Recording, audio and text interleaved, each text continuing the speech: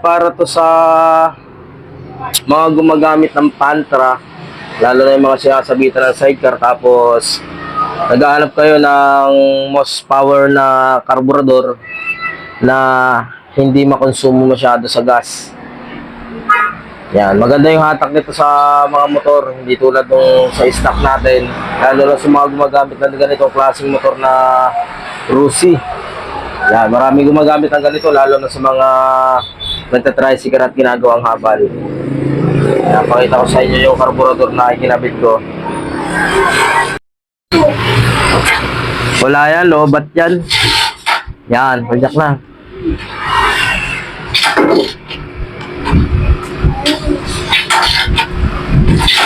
Parang mahina ka na magpandar ngayon ah. Naku, huwag mo ka makialam dyan. Tan. Mahina na sumipa si Master Kian. Na-stuck kasi, sobrang tagal na na-stuck. Oh, hindi na marunong magpandar ang motor. Ay, hina na sipa mo eh. Ako na. Japan ka yung sinimit ko. Alis dyan. Japan? Nasaan yung bago mo? Wala.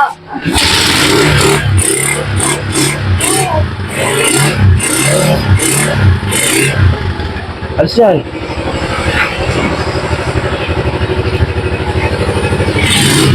Mandar na. Hindi kaya ni Master Kia na pandarin eh. Nahihirapan. Na-stuck.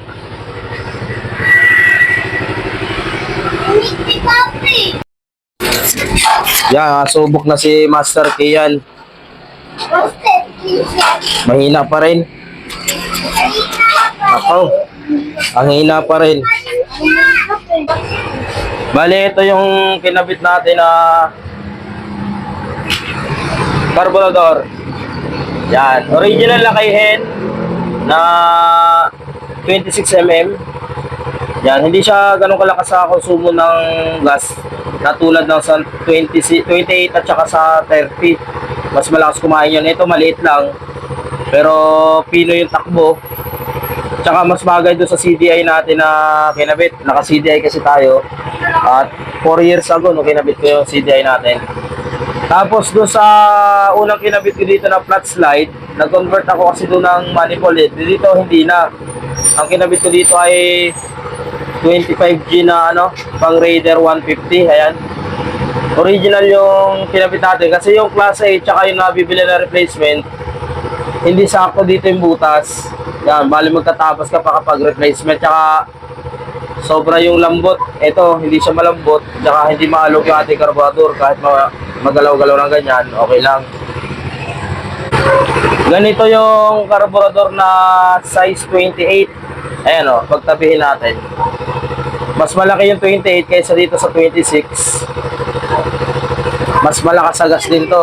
Tsaka yung 30mm, mas matindi sa gas yan. Kumpara dito sa kinabit natin. Kaya nga lang, yung kinabit natin, medyo mas malakas siya dun sa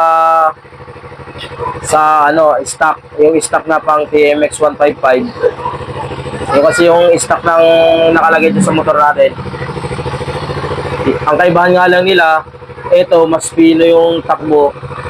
At saka medyo konti lang yung adjustment ng gas. Hindi mo mapansin na gano'ng kalakas. Mas maganda rin kung magkakabit ka nito, naka-CDI ka na para maramdaman mo kasi yung pagkakaiba ng stock at saka nung nagpalit ka ng bago.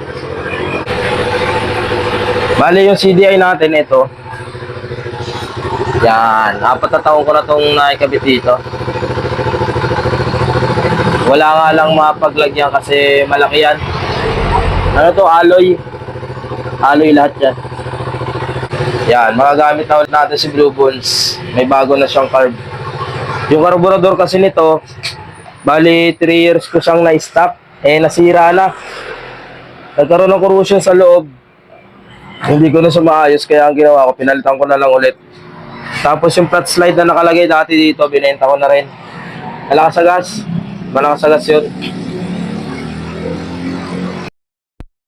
Nagko-convert pala ako nito sa ibang motor. Lalo na doon sa mga palyado na smash.